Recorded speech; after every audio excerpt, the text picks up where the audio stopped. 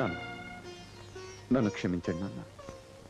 ఉమ్మడి కుటుంబం అనే పొదరింటిని చిన్నాభిన్నం చేయటం ఎంత పెద్ద తప్పో ఇప్పుడు తెలుసుకున్నాను.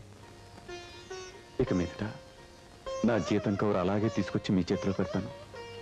నా జేబు ఖర్చు కూడా మీకు తోచినంత ఇస్తే చాలు. నన్ను మళ్ళీ మీలో ఒకటిగా చేర్చుకోండి నాన్న, ప్లీజ్.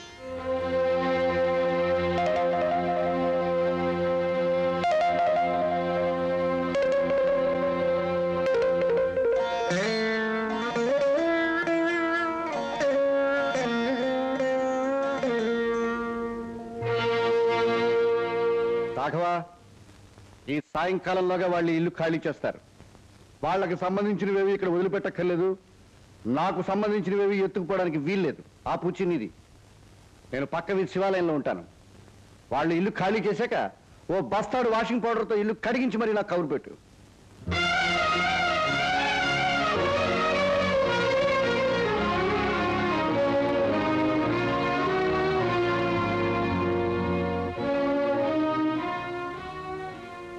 పెదబాబు గురు, తవరు నాయన గురుతోటి జగడ పెట్టుకుని ఈ ఇల్లు 2 ముక్కలు చేసేసినప్పుడు అందరికన్నా ఎక్కువ తిట్టిపోసిందని నానే.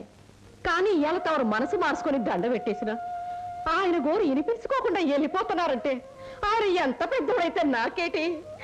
ఇవాళ ఆయన నాన్న తేలిపోవాలా? ఇలాగయ్యమ్మ బాబుని చిలకమ్మ మజాక.